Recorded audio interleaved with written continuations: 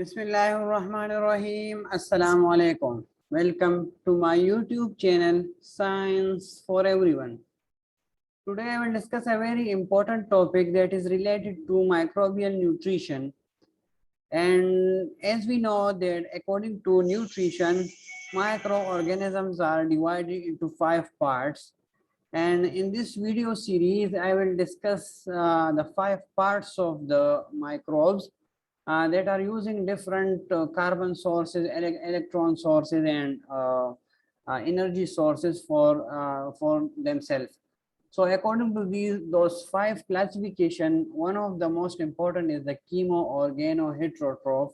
So in this video lecture, I will discuss that what basically is chemo organo heterotrophs, and how they are getting their carbon source, from where does it get it, and how does it get what is their electron source, and what is their energy source, because these 3 sources are very much important for the survival of microorganism. And just because of these 3 sources, microorganisms are classified into 5 parts. So chemoorganoheterotrophs are a very diverse group of microorganisms. So let's start the video lecture. First of all, I want to tell you that chemoorganoheterotrophs, how does it get its name? So keep this thing in mind that it basically, this name is divided into 3 parts. The first part is the chemo, okay. The second part is the organo, and the third part is hetero.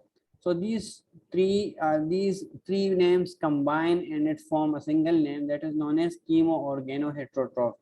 It is also known as chemoorganotrophic heterotrophs, and the smallest name for it is heterotrophs. And I want to tell you that most of the pathogenic microorganisms that are present inside the human beings, and they are infecting the living organism, mostly are present in this group of microorganisms.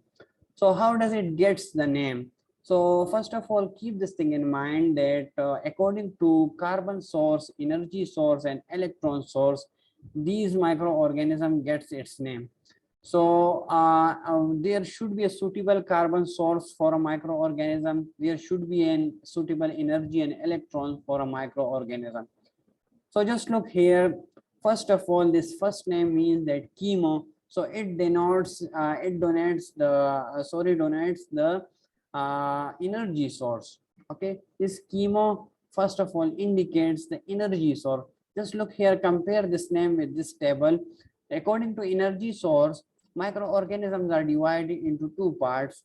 One is the phototrophs and other is the chemotroph. So chemo, according to energy source, these are divided into phototrophs and chemotroph. So phototroph means when they get their energy from sunlight, and chemotroph mean when they get their energy from the inorganic or organic compound. Okay, so here the chemo means that its energy source is basically from the organics or inorganic compound. Okay, so keep this chemo in your mind. The second is the organo. Organo means, so just look here, according to electron source, here I will write the second for part is of electron.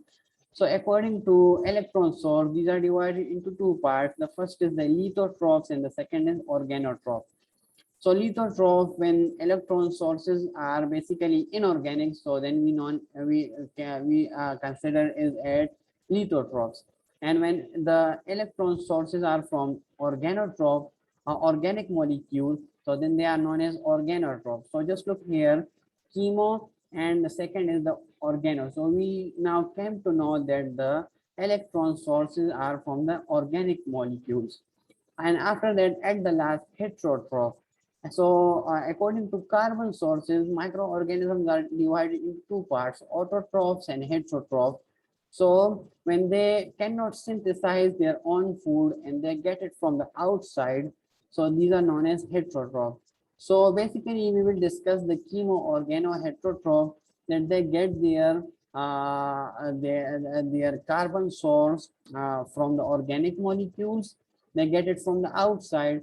They get their electron source from organic molecules, and they get their energy source from organic molecules. Okay, so these are basically known as chemoorganoheterotroph. The main concept of this video is that it is clear that they are getting their energy from energy from organic source, or and this electron from organic source, and this carbon from organic source.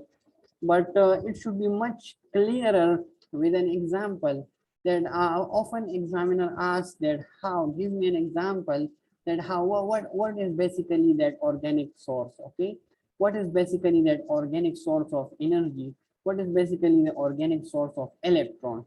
So just because of this, I want to make it clear with an example, that if someone asks you that what is basically that energy source, so then you can easily give it with the answer it him with an example. Okay, but first of all, keep these terms, important terms, in your mind, and also make clear that these names are given just because on the basis of the energy source, electron source, and the carbon source. So keep this E, this is a basic formula, E, El, okay, electron and carbon. So the first name should be for energy, if I write it En, the second will be for the electron source, and the third will be for the carbon source. So just because of keeping this formula in your mind, then you can easily give name to a microorganism according to its nutritional type. Okay, so let's start with the with basically the example that where does it gets its carbon source. Okay, I told you guys that chemoorganoheterotroph, so these are heterotrophs of these get their nutrients from the outside. Suppose this is a bacteria. Okay, sorry, don't judge my drawing, I'm working over it. For example, this is a bacteria, and these are heterotrophs. So heterotroph means they are getting their nutrients from the outside. So their carbon source will be organic carbon. And what basically are organic carbon or organic sources? So it comes the glucose. It can take glucose from the outside. Okay. So the first carbon source for it is the glucose. It can also be other polysaccharides. Okay, the starch, the cellulose. Okay, most of the polysaccharide. Okay, these are also these also come in the carbon source. The other will be it could be proteins. Okay, it could be lipids, it could be other organic molecules. So these are all nutrients. Okay, these all are nutrients, and they act as a carbon source. Okay, and these are taken up by the microorganism and use it. Just if you keep the glycolysis in mind, when the glucose is broken down into pyruvate, so they are using the glucose that is taken by the microorganism from the outside. So they act as a carbon source. So the organic carbon that are taking that are used by the microorganism and are taken from the outside, these are basically those carbon sources: the glucose, the polysaccharides, the monosaccharides, the proteins and the lipids and other organic molecules. Okay, so these are basically the carbon source for the microorganism. Okay, so hope you understand this example in your mind. Now you can answer any type of question related to carbon sources. Okay, and why these are known as carbon sources? Because we all know that glucose, proteins, polysaccharide, lipids, these contain high content of carbon backbone. Okay, these are basically composed of heavy chain of carbon backbone. So those are the carbon. If I give you the example of C6H12O6, so just look here, the carbon. Okay, just look here. So this is the carbon source. Okay, so keep this thing in your mind. Secondly, we will come to the energy source and the electron source.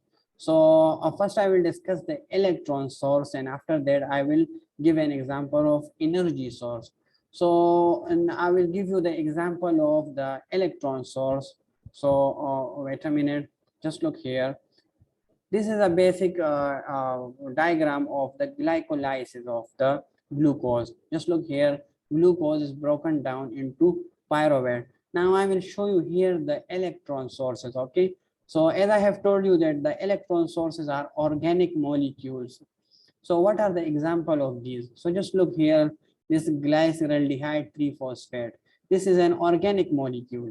This is an organic molecule. And just look here, this small e. These are the electron. Okay. So these electrons are provided by the inorganic organic molecules to the NADH. Okay. So basically, what are these? These are the organic molecules. These are the organic compounds. Okay. So and these are giving electrons to the other molecules. So we can say that the glyceraldehyde 3-phosphate act as a electron source. Okay. Now just look here to the other. If I give you other example of it, so these are the glyceraldehyde. The other example is of the, if we look here to the TCA cycle.